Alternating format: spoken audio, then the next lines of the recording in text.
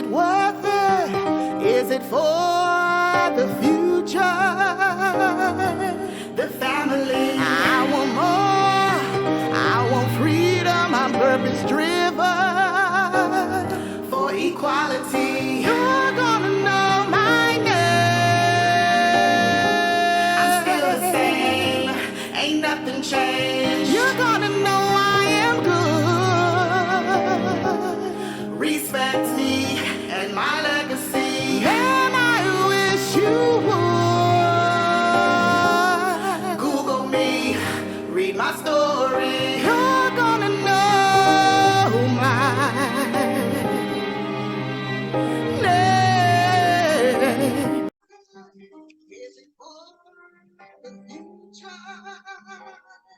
Welcome to the Face Behind the Brand.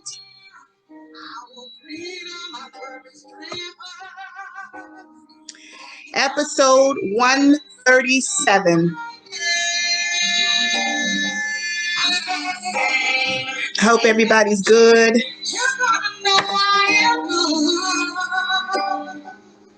I'm excited about this amazing artist tonight, representing the Bay Area, California. Super stoked.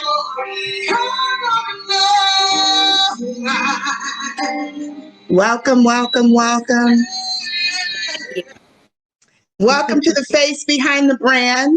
I am your host, Monique Marie, and you are the incredible, classically trained vocalist. Let's start there.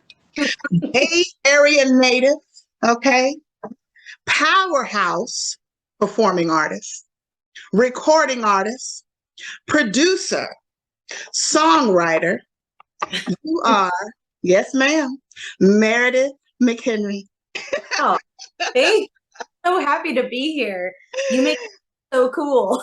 Well, I'm excited to have you. You know, I got to bring you into this incredible sound, of course, in case everyone else has not heard it as of yet. American Housewife, of course. Yeah. This beautiful song is, of course, streaming right now on all platforms. Yep. I'm excited about it. And you wore your pearls. That makes me so happy. American Housewife. But it's American Housewife representing. This, of course, is both yourself, of course, produced by Michael Scott, correct? Yep. And Michael has been my acoustic duo partner and music partner for more than 10 years now. So every instrument you hear on that recording is also Mike. He's a incredible instrumentalist. I was just gonna say instrumentalist, incredible. I'm gonna play it for everybody for a little bit.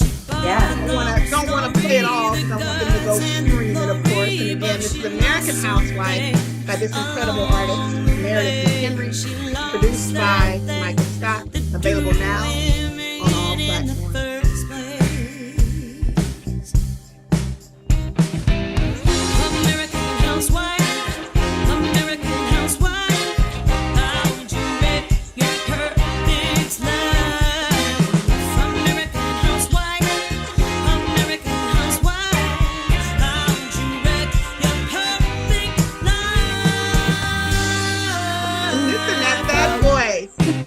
So again, that's American Housewife, everybody, available now on all platforms. And we have the incredible recording artist among us. How are you tonight, darling? I'm so good. I'm so happy to be here. Thank you for having me. This is great. I'm just, again, so stoked that you're here. I know we've been trying to connect this, and shout out to, of course, Sam Ree, another amazing artist who, of course, introduced me to you and so much made this all possible. Sam Ree spoke very highly of you, of course, and we know Sam Ree is another artist. You guys went to school together, correct? Yeah, we did. We studied voice together over at Cal State East Bay. Yes, you know, yeah. I'm not gonna say my age, but I went to Cal State East Bay when it was called Cal State Hayward. Yeah, a whole bunch of my family went there too. It's like a Cal State Hayward to East Bay legacy. From my grandmother to my father to my sister, and so Sam and I met singing classical music around grand piano in a conservatory setting. Yeah. So yeah, it was really amazing to see what she was up to outside of that conservatory, because her music is so incredible and totally different than anything. And I think she had the same experience with me. She was like, that's not what I thought we were doing. What's going on? Love her personality. Definitely, obviously synergistic and all about, networking in the community. And so I just, again, very thankful for her talking you up. So yeah, me let's, too. let's definitely get into it, what we're talking about here. We're talking about, of course, you who have been singing since before you could even talk. Yeah. So take me back there to the beginning in the household, and who's in the house and who's playing all this music around you, and your influences. Well, I think, it's funny, people circle in on that statement in my bio a lot, but I feel like that's a normal thing for all kids. We move to music before we can get up and walk, right? We sing before we can form words to create a song. We're making songs without words before that ever happens. Yeah. So I think all children are born really musical, and it's just a matter of consistent long-term exposure, keeping them that way, Absolutely. So I was really lucky to have that in my house. My parents, neither of them were professional musicians, but they both loved to sing. My grandmother was the church organist in the church for like 30 years. And so there was always music in my dad's home. My other grandmother was taking me to the symphony at Davies in the city when I was 5, So I had the gift of lots of different types of exposure from lots of different family members. My mom led the song circles in primary, and so there was always singing going on in our house. My parents would, mostly my mom, when there were 4 kids in my family, I'm the oldest of 4, so 4 of us under 7, and we would fight all the time. We were like, do you have siblings at all? No, I'm a single. I have I have a brother, of course, by marriage. My father was remarried, my mom remarried. But I'm from my mom, I'm her only. That's so awesome. So so when there's a bunch of you in close age, you fight all the time. And my mom used to get us to shut up in the back of the car by singing Christmas. So like even in like June, July, she would just like get into Jingle Bells, and it would shut us all up. So oh my God. But I mean, there you are. So is mom, obviously, you mentioned, a vocalist, a writer? Yeah. Well, my mom is my whole family is really interesting. There's two professional dancers in my family. One is also an excellent singer.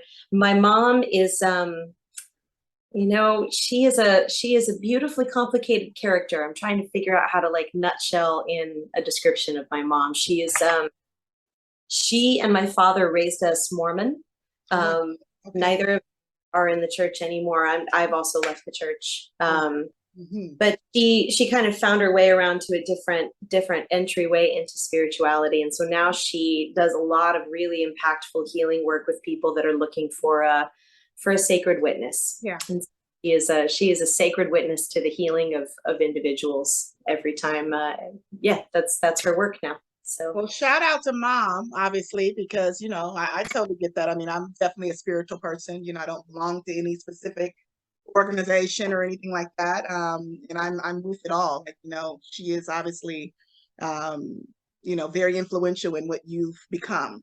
As you mentioned, I was single, but my mother was a oldest of 4 as well. So I could totally understand, the dynamics in the house, and the kids and having everybody together. So to have these talented artists running around in the beginning, you mentioned, of course, 7 years old, but I want to jump to when you were 10. You had your first solo performance at the age of 10.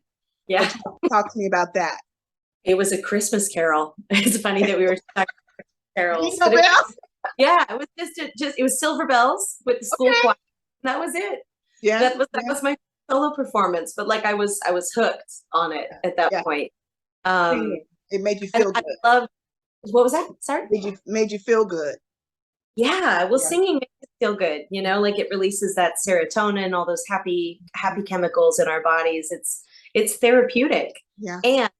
And the feeling of like standing in front of an audience and sharing my voice was really a powerful thing. So I think that definitely stuck with me. Yeah. But that was just a simple Christmas carol in the school choir. And it's amazing how those little moments when we're tiny can be so impactful. Yeah. Well, of course you're educated, and we know, of course, you mentioned earlier, Cal State East Bay, you studied classical voice. Yeah. Actually, voice was my minor. I studied psychology. Oh, so well, wait a minute. You gotta know how to be able to read, everybody. Okay, so let's start.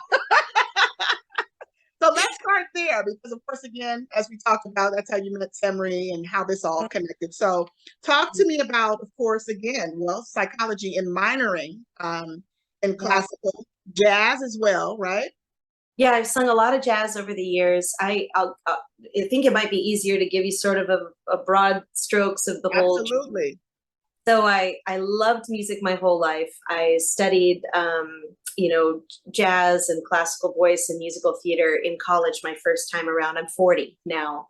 Wow. And so when I was 19, 20, I was studying those things and totally in love with them. Yeah. And when it came time to either transfer off to another school or make a decision as to what would come next, I had to, looking back now, it's really clear, but at the time, I had no idea why I was making this choice. But I gave up the chance to go and study at a conservatory on a scholarship on the East Coast to stay here and get married. Wow. And take a job in a real estate company. Wow. And veer completely away from music. So when I look back now, I realize that was a really deeply fear-based choice. It was terrified of pursuing the thing that I loved so much, and then what happens if you fail at the thing that you love? Who even are you anymore? So I'm totally veered the other direction. I spent 10 years trying to sort of work my way through a very doomed from the beginning marriage and various outside sales jobs in, corporate training and real estate and consulting. And so then the market crash came in 2008. And at the same time, I was, not to get too deep in a hole here, but I was really trying to leave a pretty abusive situation with my husband. And so I was trying to break away from that. I was trying to figure out how do I keep myself afloat in the middle of a market crash. Yeah. So I left. I up and left with my tiny old Chihuahua who's sitting in the corner. And I left a pretty awful, dangerous situation, and I left real estate behind with it. And I moved to Pennsylvania for 2 years. My sister just had a beautiful baby girl, and so I moved out there to kind of figure out how to start my life over and be with my beautiful niece and help my sister kind of get her feet under her as a new mom. Yeah. And so I ended up in the same sort of like shitty sales jobs. Yeah. And talk about it, honey. Yeah. So I got to it. And after 2 years of that, I was pretty miserable still. Like I'd gotten out of this horrible situation at home, but I was still doing jobs that made me really unhappy. Yeah. And so just to sort of get back into singing, I started doing karaoke on the weekends. Okay. So I would go to karaoke bars at the end of a long, I mean, you know what it's like being in outside sales. It was like Glenn Ross bullshit. Always be closing. Gatekeeper not letting you in. Totally. So it was like hit your quota or get fired kind of a place. So I would get to the end of my week and I was just totally tanked. It was like, I got nothing left. I'm done. Yeah. But I could still find energy to sing something, you know? Didn't have the energy to go start a band. I didn't have the time or energy to go do a musical or a theatrical production or anything like I'd done before. But I had time to go and sing a song at a bar once in a while. Yeah. And so that sort of accidented me into the World Karaoke Championships. Yeah. I didn't land there on purpose, but I landed there. And that became a TV show on ABC. Karaoke Battle USA, right? Yeah, that's right. Yeah. So that was ABC's attempt to kind of like skate their way into the singing show genre. Yeah. Like, we don't build a whole show. We'll just tack ourselves onto the karaoke world championships. Mm-hmm. So I did that show, yeah. and I got to perform for millions of people. And I had never even imagined that that was a possibility for me. So that was magic, you know, and as cheesy as the show was, and as quickly as it was over, it started opening up the door for gigs. I had people call to come perform. So I built a band, and in that band was Michael Scott. Michael Scott. In the show. He was a bass in that band at the time, and some other folks that I'm still really grateful to get to play with even now. Mm-hmm. And so yeah, it's that was how I landed back in music, and I was always working other jobs at the same time, but that very slowly began to build over time. And I realized that after 2 years of performing, I loved it so much. Like, it filled my soul in a way that nothing else ever has or will.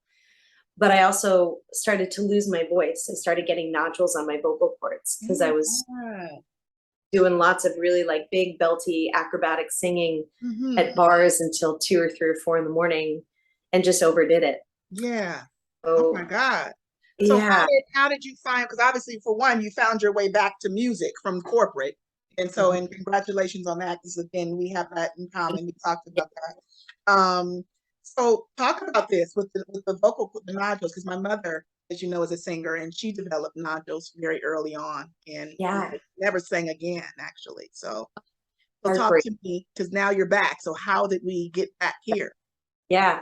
So we caught them just in time before they started to go in a direction that would have needed, really serious rehab or possibly surgery.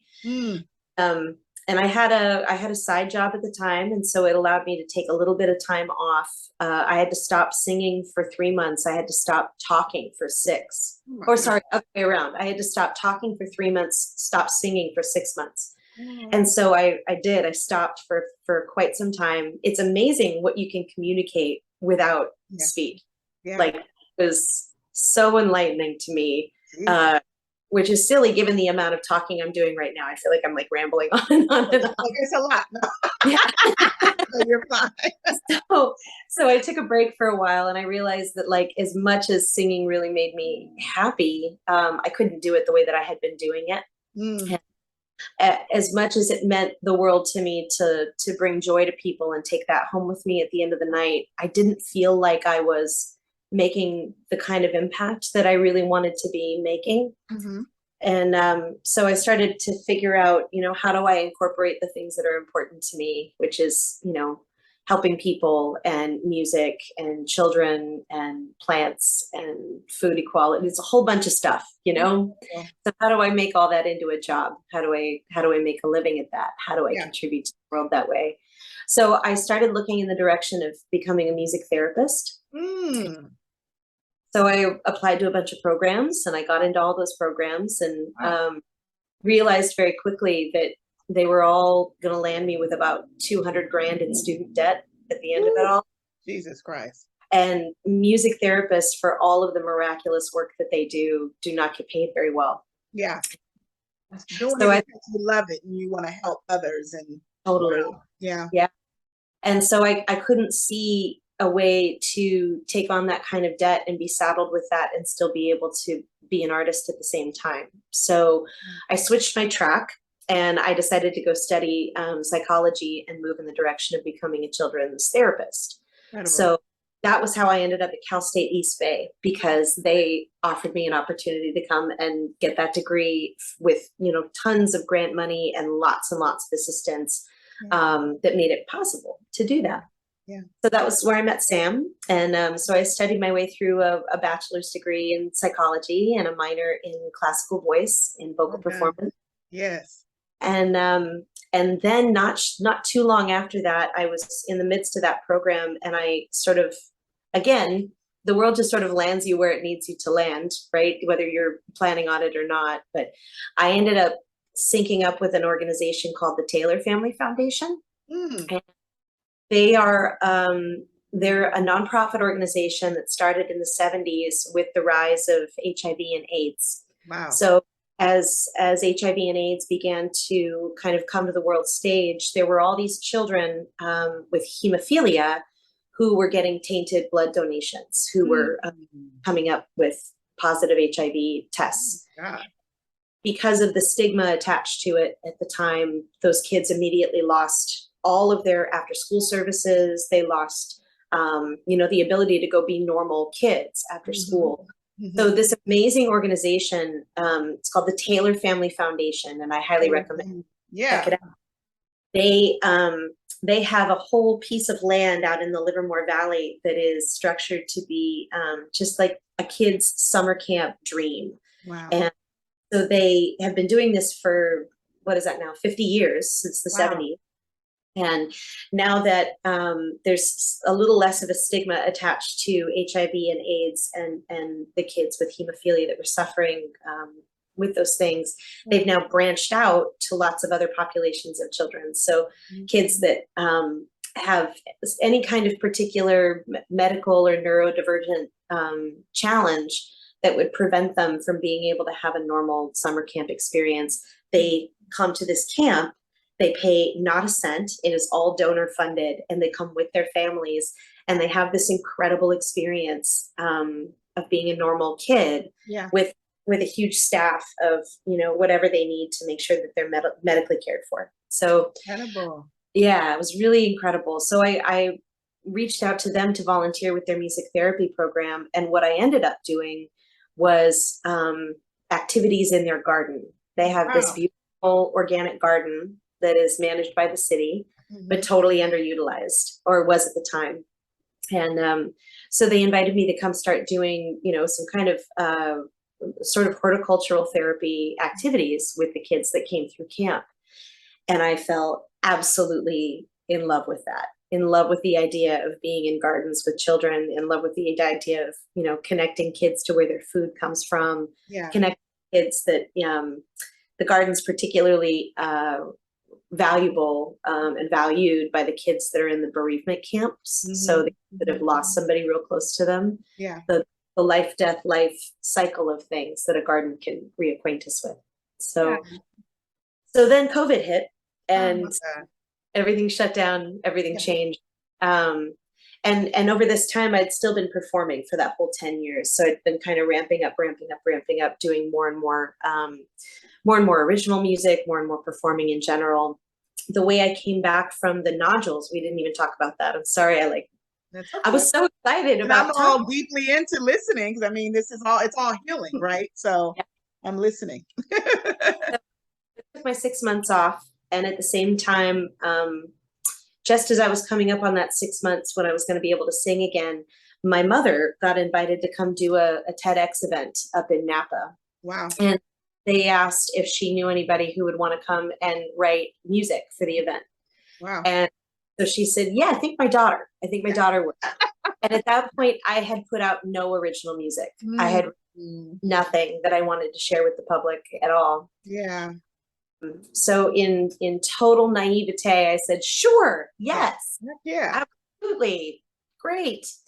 And so I wrote an entire suite of music to go with the theme for that event. So that was how I came back from not being able to sing for a while, with a new purpose around how I was going to educate myself into a new career, and sharing written music, new original music with a wider stage right off the get-go there. Well, Happy Birth comes to mind. Yeah. Totally.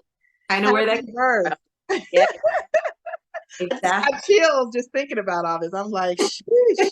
Now I know why, in the story, and the sound in the introduction. I mean, pandemic and healing and loss, and of course transition, right? So well done. So if I was to go back to Happy Birth, right? Yeah. And then and jump ahead to, of course, where we came in this evening, to American Housewife. How would you say, of course, your sound has evolved since that time? Well, in a lot of ways, it has. It's changed a lot. I was never, singing came really easily to me. Learning instruments did not. theory didn't. I had to take music theory twice, almost 3 times to get through it. I have some real challenges with spatial representation sometimes. So imagine physical relationships visually is really hard for me. Yeah. So so that meant that when I started writing music, I had to rely really heavily on other people to take the nuts and bolts of what I was singing to them or telling them or you know, giving them percussion lines around, and then trust them to translate that into a finished product. So that's part of the way that Mike and I have worked so well together over the years is that he is a really incredible musical translator for me. Love it. And those songs that you hear on Happy Birth don't sound anything like what they sounded like in my head, you know? In a lot of ways they're better, and in a lot of ways they're just different in a way that changes their meaning for me. So one of the things that happened over COVID was that when I was locked in with everybody else that was lucky enough to be quarantined at home safely, I couldn't stop thinking about how much I missed making music with and for other people. And it's hard to do when you're just singing alone in your house. Yeah. So I was really inspired by all these artists that were doing live streams, that were staying really connected with their audience. Yeah. And I have a degree, I have 2 degrees in music. I have an associate's and then I have that minor. So I have just enough piano skills to like chunk out a chord here and there. Yeah.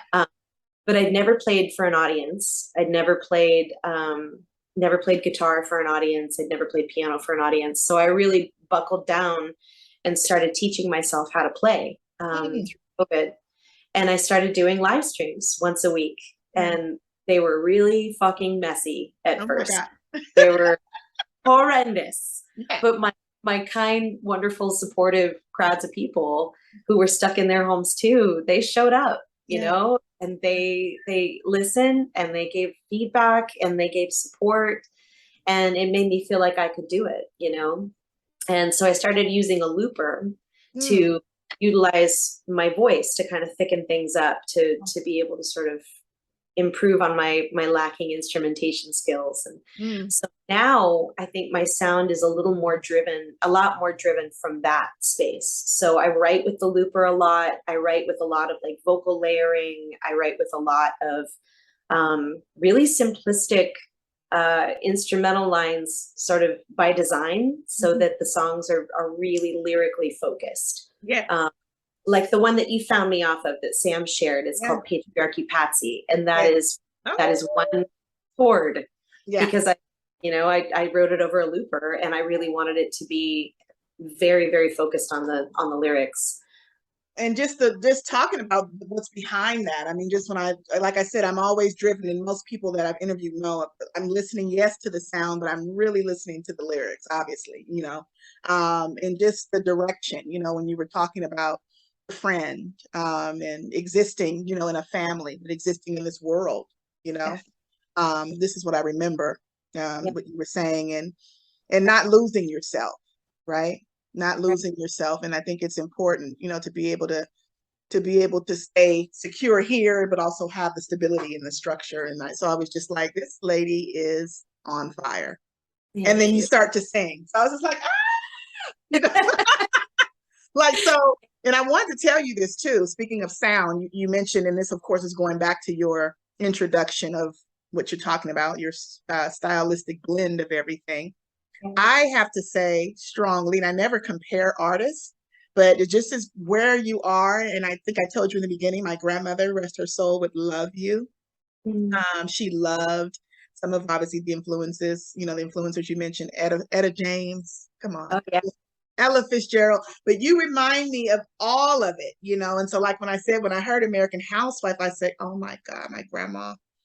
And then, of course, I thought also of Lisa Stansfield as well, you know. So just all these soulful voices that are, you know, jazz and soul and R&B, and like, who are you? You know, you're a queen. Yeah, you're a queen. You're a vocal performer, and I use that. I don't use that word lightly because there's a lot of recording artists. We are recording artists, but you are a vocal performer. For one, you're performing, obviously, but your voice obviously is out there, and your projection and the octaves and just, whew. So anyway, So what? Oh my God. going more. This is just my observation. I'm so grateful. Thank you.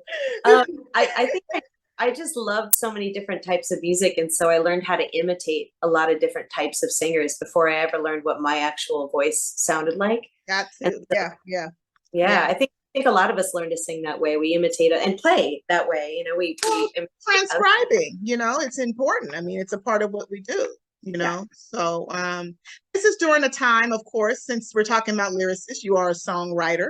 We're talking about lyrics. I like to go into wordplay.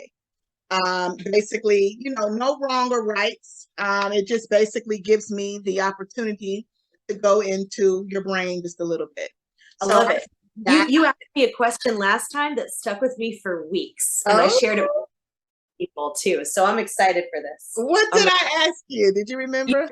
You said, are you a see it to believe it person or a believe it? Yes. It's powerful. Really, you know, made me think that I used to be a see it to believe it person, and now I am a believe it to see it person. So that was a good little mind shift for me. Thank you for that. Absolutely. So the words I've come up for you tonight begin with intentional. What's the first thing that comes to mind when I say the word intentional to you, Meredith McHenry? Mindfulness. Ooh. Staying really in the moment of whatever it is that is going on in your brain and heart and body, and making sure that that's the intention that you're coming from into the rest of the world. But before that came into my brain went totally empty. You're like, oh. Like, nothing? Cool, let's honor that. Great.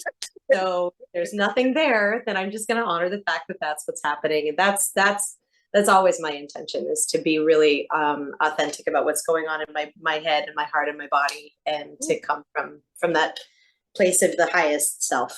I don't do it all the time very successfully, but I'm always trying to. Yeah. I love that. Glorious. Mm-hmm. Each of say it again. Each of us. Yes. Okay. Yeah. Every one of us. Even the worst of us. Ooh. Okay, you know, it's funny. Oh my God.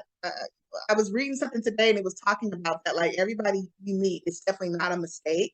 And taking that by lesson. So, like, going back into what you shared earlier, all the way from the original, you know, abuse and those things. I've been there, you know, and just, you know, with people toxic, you know, around me. So it's like, why did I meet this person? You know, and it's like, you can't regret it, but you can go back and have the lesson to be able to do exactly what you did tonight, what you're doing tonight, to share the story, because somebody needs to know there is a way out.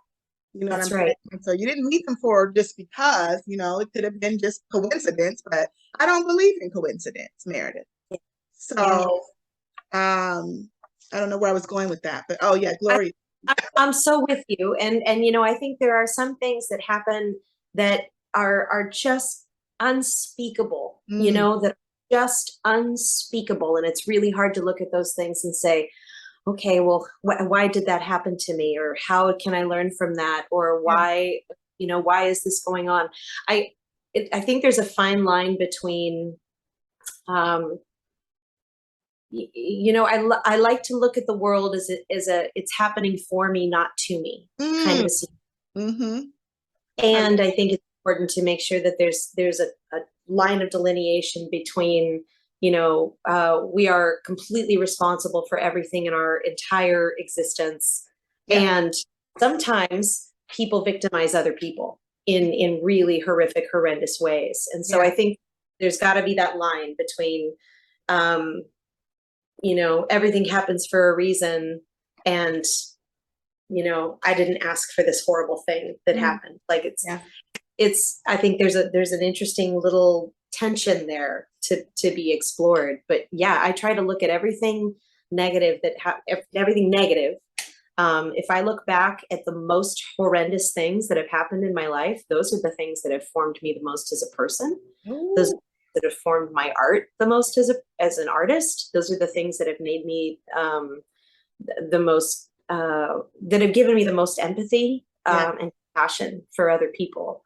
And so those are all gifts. I'm not going to go back and say, hey, it's a gift that my husband was abusive. I'm going to go back and say the things that I took from that and the growth that I took from that, that was a gift. And look at all these amazing sounds, these songs coming from it, you know, and so absolutely incredible. Thank you for sharing that. So let me segue for a second, even though I normally don't do this, since you're talking about this. Do you forgive and forget, or do you just forgive but not forget? I do both. Yeah, I was going to ask you. I do both. I forgive as quickly as I can. Ooh. Because you know it's better for us that way. Talk about it. I don't always forget because I think it's important to protect yourself too. I think boundaries are important, and sometimes you can offer someone forgiveness, and that's a gift to the both of you, and you can heal through it and come to a better place in your relationship. Somebody else on the other side of that forgiveness is not ready to heal the parts of themselves that caused them to do whatever it was that was hurtful, you know? Yeah, absolutely. So yeah, I do both. I'll forgive and forget in a heartbeat if somebody can heal through it with me and come to the other side, and we can handle our own shit responsibly. Yeah. But I will not forget. If I forgive and somebody does not heal, then I will not forget, and I will protect myself. Absolutely. Absolutely. Next word. Element. You use a lot of these. Ew. Always takes me right to the garden. You know, yes. Of things to the dirt. It takes me to the sort of primordial soup of creation. Where that goes. What is it? Where does that take you? Elements. I mean, I think of, it's weird. The first word I think of is fire. I don't know. Because you're very fiery. You have a lot of flame in your personality. That might be. Thank you. Yeah, I think of fire. I think of I start thinking of all the elements that make me, you know. And then I think of going into what we just spoke about with you know, protecting myself. You know, like I have all this protection around me. I see like a light, like in a shield, and I think of Wonder Woman. You know, I was telling. Yes. Wait, I have a little cousin. He's like, well, he's 6 now, but when he was like 4, he was asking, like, he said, I've never seen you before. And I was like, yeah, I held you when you were a baby. You were so little, you know, like, and they moved a little further up. They live up in Lake County. And so I seen him again when he was like 4, you know, and then of course 6. And so he's like, who are you? What is your name? He's just so outspoken. It's so funny. And he's like, who is this woman hugging my mom? And I said, I'm Wonder Woman.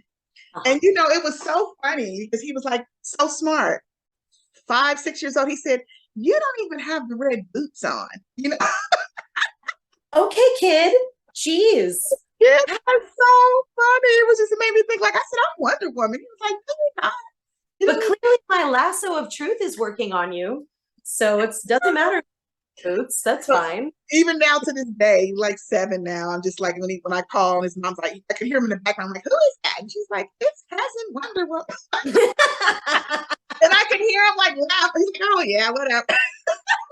That's a pretty nice way to be known. Yeah. I like that. Cousin Wonder Woman. That's what I think of when I ask you elements, and I go into that protection and guide. And last word for you, of course, I think of you with everything you've shared thus far.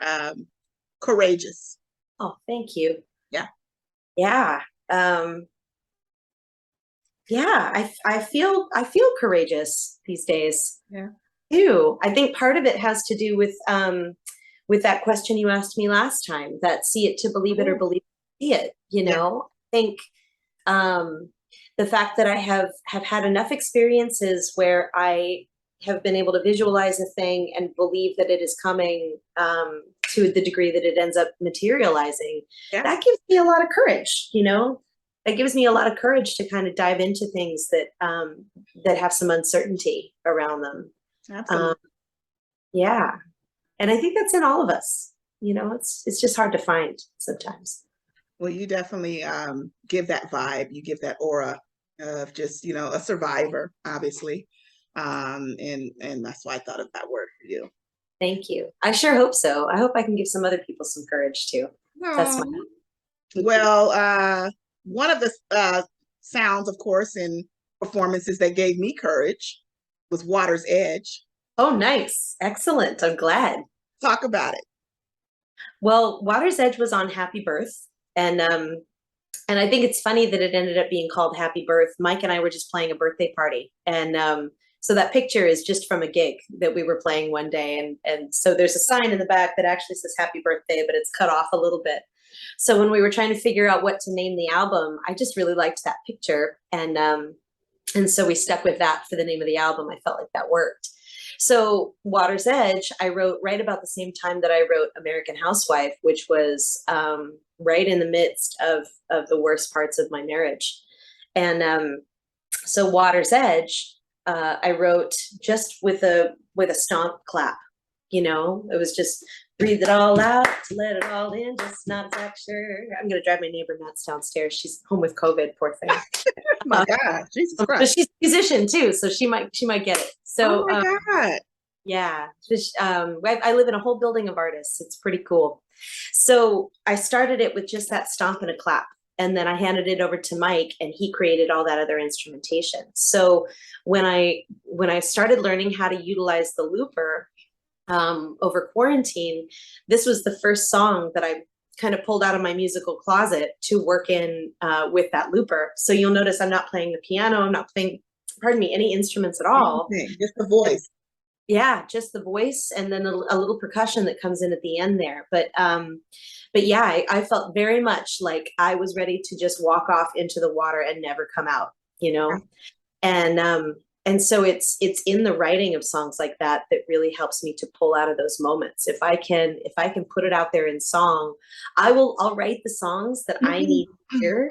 You know, there's another one on there called Mr. Nice Guy. And I need that song so that I could convince myself to leave another terrible relationship.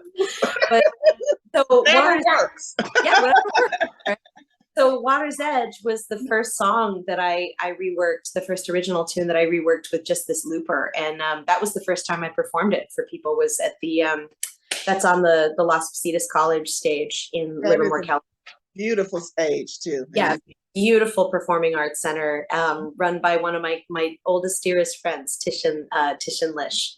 So really fun. And her daughter was the one that put together that whole program. So it was really cool. This little girl that I held as a baby created this whole framework for people to come and share their music while all her other students were at home. So it was a really cool thing to be part of. Well, beautiful performance, great sound, great song, just amazing delivery on this song from you. So I was feeling pretty hard there. Yeah. I got you, girl. I got you, honey. Thank you. So what do you need to do to continue to grow? This first part of this question, and both as an artist and a human being. I think those things are intertwined for me, right? What I'm realizing is that when I share with audiences from a really vulnerable, open place, you know, when I share my healing with them out loud, it gives people, you know, permission to be out there about their own too, to make their healing a priority. So that's my mission right now, is to be as vulnerable and audible about my own healing as I can be, to help other people find theirs. And so that's what most of my writing is about right now. It's about, you know, the things that I'm angry for, the things that I'm hurting about, the things that I want to see in the world change, the things that I believe that we can be, which is much better than we are. And so I'm just trying to be as intentional about being really authentic from my core and Somebody asked me the other day, they're a friend of mine that's been coming to shows for like 10 years. They were a venue owner and one of the first folks that ever hired me when I started playing. He said, why aren't you like hunting this down to go be on like the biggest stages that you possibly can? And I was like, because I don't think that's what I'm here to do. I think all I'm here to do is to be as authentically myself as I can be, as loudly and widely as I can. And maybe that will land me on some different stages down the line. But right now, that's not my focus at all. My focus is just, to give other people permission to be their own authentic selves too. Well, and the other thing is what happens with that is you end up there anyway, I think, and I've heard this before where, you're pushing other people forward is pushing you forward. Does that make sense? Yes. And so honestly, because when I see you in the direction, I'm obviously still digging through your discography and watching these amazing, footage videos that you sent me. And it's just, I have to go back, like keep going backwards and looking like Jesus, so you are there. And it may sound repetitive to some people that have watched me interview, but my mother always tells me that it's not when you get there. This is it. You know what I'm saying? So, because even when people are up to that level, who we talk about, these big, amazing stars, people that we love to see and love to watch, they still are trying to get somewhere. Totally. Yes. Always. So it's not even, I think it's obviously it's a process, but it's never, I think if we continue to say, oh, when I get there, we'll never get there. Oh, these are the good right now. This is it. This is the journey. Yeah. Like we can come back and say like this interview, this everything, this process, how I learned about, everything. So I definitely agree with everything you just said. You, of course, I know about your strengths, obviously, as an artist, as a vocalist, as a songwriter. I got a lot of weaknesses too. I was just going to say, so talk to me about some of those weaknesses. Oh gosh. Well, I think it's instrumentation. That's still a new thing for me. I'm a new pianist and new guitarist. And so sometimes if I'm in front of an audience, it's still hard not to be able to hear a thing in my head and be able to really pull it off virtuosically. Yeah. So I think, but that'll come with time. And I also try to use that. I point it out to people and I say, look, think about a thing that you started doing a few years ago and where you are versus where you are there. And that I think makes it a little more comfortable for me just to bring people into that space with me. And then my weaknesses, gosh, I wear them on my sleeve so much that they don't even really feel like weaknesses. I think we've all got things that we do well and things that we're getting better at. And even in our weaknesses, even in our wounding, that's where our growth is. So I'm not always a very comfortable person at parties. I have some social anxiety that is really uncomfortable. I sometimes rely on alcohol to get through that at shows. I mean, there are things that that I don't love the way that I handle for sure, and but that's all something that I'm trying to be really aware of and authentic about too, both with myself and with other people. Well, I think that's what makes you real, if it was a facade and a bunch of fakeness, that would show as well. So showing that you have these weaknesses, showing that I'm not comfortable, because I'm the kind of person like I will straight just I leave. Yeah. Yes. Yeah. Me too. I'm the queen of the Irish bye. I am the fuck out of here. Yeah. Bye. Totally. Oh shit! I'm just like, you know what? There's demons here. I have to go. Yeah. I can't talk about the weather anymore, guys. I need to leave. I'm sorry. I don't do small talk. Fake ass conversation. Like, let me get off the phone here. But yeah, I'm with you. And speaking of anxieties, I always wonder with artists, do you ever experience performance and anxiety? Yes. Really? But oh my interesting about that is that it is it's funny because it's not in large audiences. God. Like it's in small rooms. Really? And Yes, totally. I'm sitting in my living room right now and I'm looking at my couch, and a couple of weeks ago I had a date who is also a musician. And so he picked up my guitar and he starts playing and he's, doing all this stuff, and he was like, "Hey, sing something." And I was like, "No." Like that's terrifying for me. Right. So just to sing in a small room like that, or a small group like that, if I can see the whites of somebody's eyes, that can be nerve-wracking for me. But Mm. stage like that, like's going on in the background. Yeah. Break my heart. Yeah, it's like breathing. Yeah. So that's another new one that came out of writing with the looper. So that's Yeah. the same form through the whole song. Yeah. This is another great one. And you started off with, have you ever found yourself dating someone not good for you? Oh, sure. Yeah. Like, yeah. Well, Yeah. hell yeah. Oh, probably. But we like these bad boys, don't we? It's just, it's never good for us.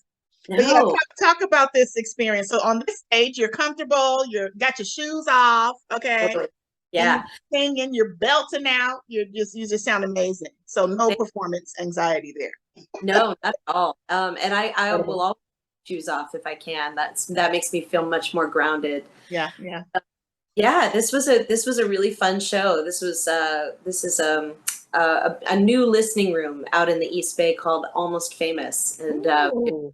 dude, it's a winery that has Yeah. opened an incredible, like, sort of Yoshi's-esque music venue. Mm-hmm. And so it's the only place like that out in the Tri-Valley, in my opinion. And so this was our first shows there, and that was really great. So Break My Heart is a song that I wrote as I was realizing that I was having a hard time breaking this connection with somebody who was a lovely human, but like not a good person for me to be dating. Mm. While at the same time, there was somebody else kind of in my orbit who was just on paper like the most perfect.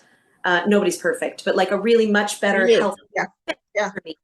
And I could not get myself to be as interested in the healthy choice as I wanted to. Like, it was like the broccoli versus the fucking fettuccine. Yeah.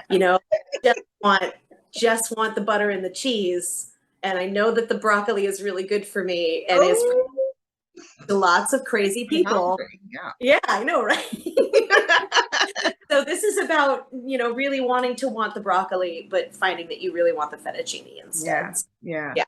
Well, speaking of food, do you prefer chicken over beef or beef over chicken? I try to stay away from meat as much as I can, but it's really difficult because I love the taste of it. But the ethics of it are really hard for me to swallow. So I try really hard to stay away from meat, just because it feels better in my body. But that said, beef, like, I really want a big red meat steak once in a while with like sauteed onions and mushrooms and like covered in blue cheese and Don't play with me tonight. crumble. I know it sounds so good, doesn't it? Then side of that. Right. But yeah. Well, let me ask you this. Which song did you have the most trouble writing? Probably all the ones that I have not finished yet. Mm. So most of my songs that you hear, the ones that are out there in the world, came out in like a day or a few hours. Wow. So if I have just a million song ideas that I have not yet come around to finishing, and but most of the songs that are out there in the world came out over the course of a few hours. Wow. So I think it's either easy or it doesn't get out there for me. And so there are many, many songs that were really good starts and really good ideas, and that I like try to convince myself I'm going to come back to them and finish them. And I've got just pages and pages and pages of notes and voice notes and memos, and I've transferred them to the computer. They're all in Google Docs. I keep feeling like I'm going to come back to it, and I have all this material. I never come back to it. So like, if I don't knock a song out in a few hours or a couple of days, it's almost that's a thing that I really struggle with, and that's a big weakness for me, is that if it doesn't come out quickly and easily, you know, if I'm not like channeling the song and it's out in one fell swoop, it's really hard for me to come back to it and finish it later on. Yeah, I like that. I like that idea. Yeah, absolutely. My mom always says that too. She's like, if it's too hard, honey, it's not to say you're giving up. It's like, go to the next one. You know, like you're pushing too hard, you know, kind of like with our voices. It's like, no, that doesn't sound right. You know, so you have to push that hard. It's not, you're hitting the wrong note, you know? Yeah. Not in the flow, maybe. Yeah. And that's not to say that, like, I've heard lots and lots of songs over the years where artists say that this took me years to write, or this was such a struggle to get out of my body. This was so hard out there. And I totally get that. And it just doesn't seem to be the way that I work. I just scrap the songs because I just want to be in the flow of whatever is coming easily. I want to be in the flow of the river. Yeah. Well, you're a Libra, correct? That's right. Yes. I remember. Yeah. Sign of love and beauty, balance, and all those things that come with greatness. You paint a picture with your music, Meredith. So I always want to ask, when you're visiting someone like yourself and watching an amazing performer like yourself, and the shoes obviously on the other foot, what are you paying attention to? Because this time you're in the audience and you're watching someone that's invited you, you know, to an event. What is it for you? What are you watching? What are you listening for? What are you paying attention to beside this great singer or this great artist on stage? I am paying close attention to how the musicians on stage are communicating with each other. Woo. Fascinating to watch. Yes. One look. You know, oftentimes even with musicians that haven't played a lot together, they just speak that same language, that conversation that they can have wordlessly on stage blows me away.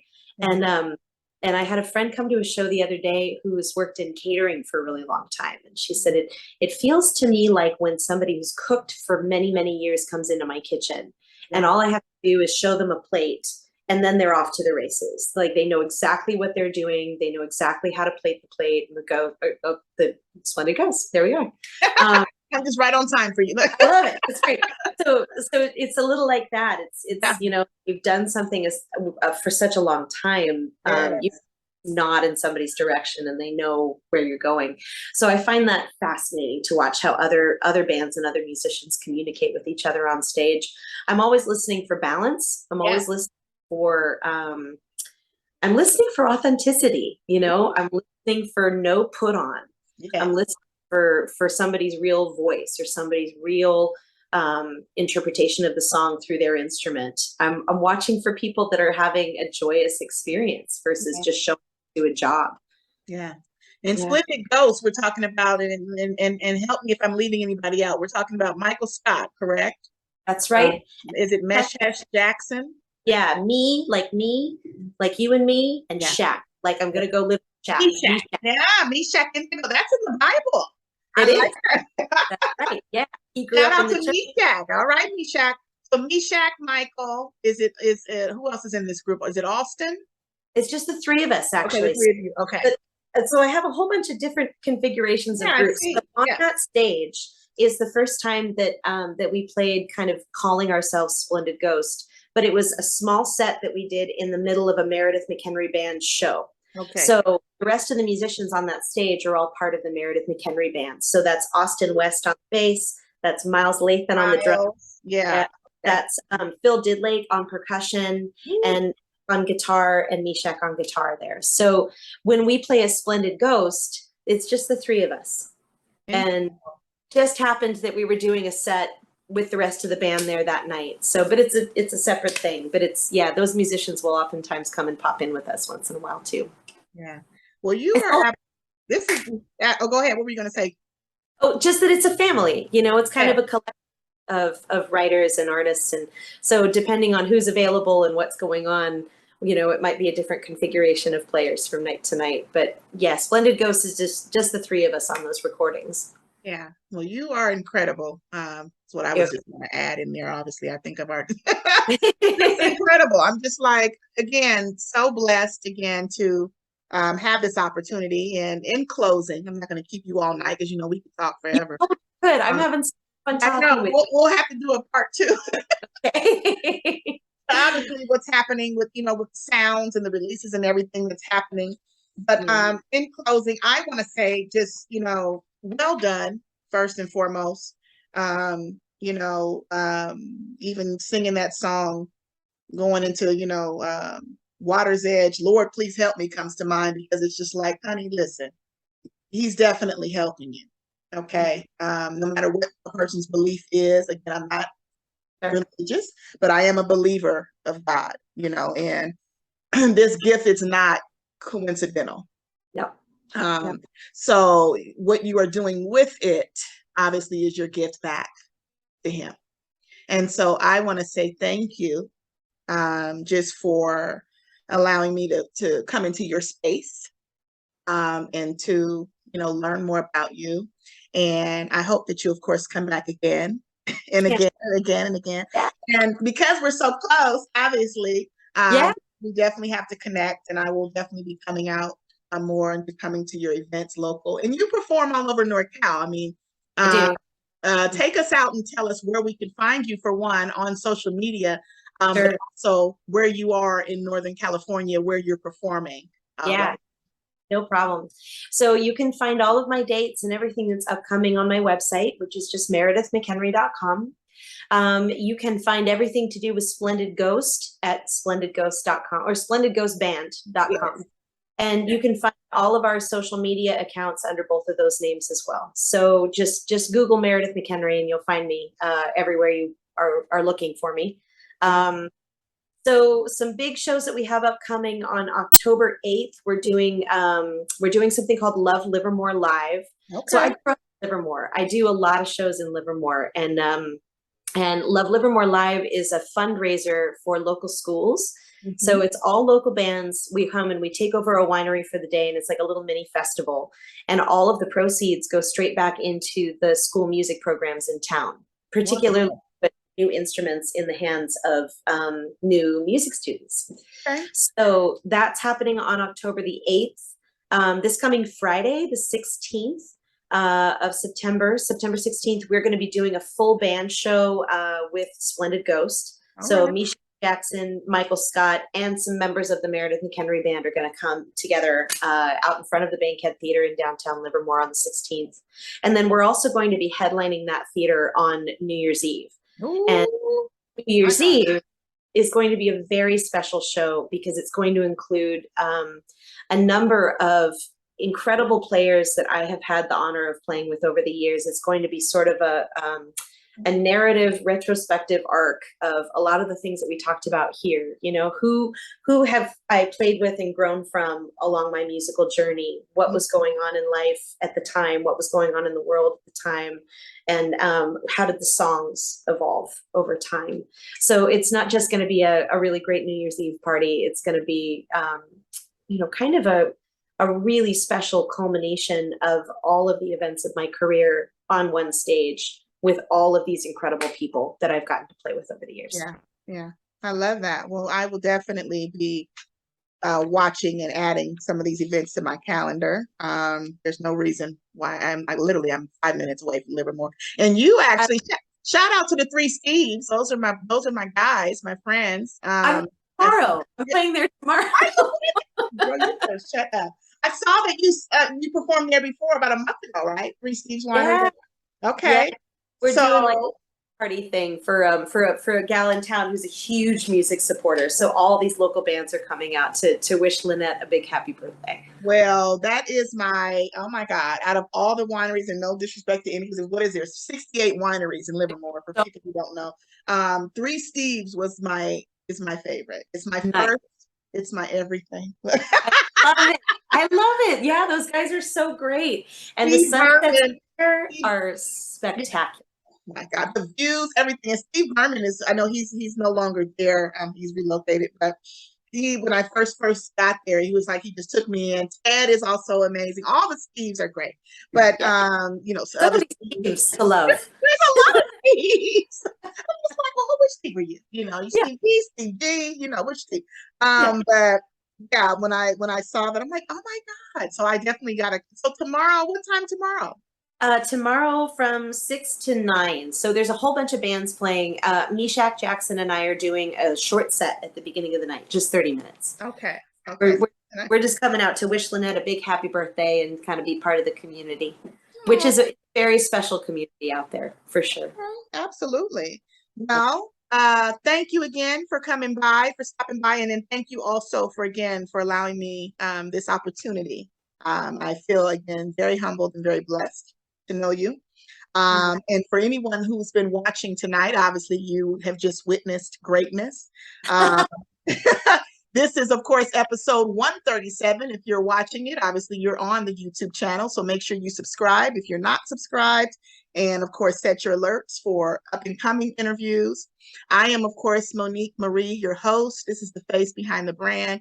And you are watching, of course, the exclusive interview with Meredith McHenry.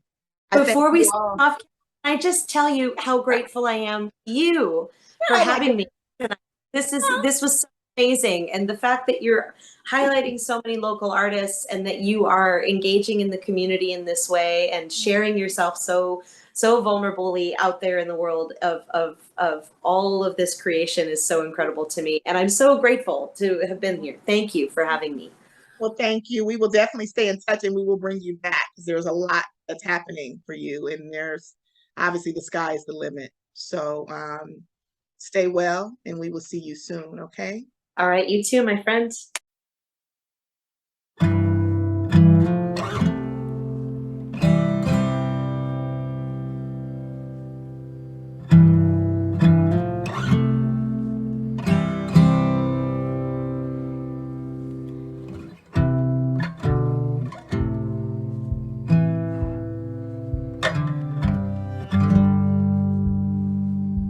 You made Brooklyn cry.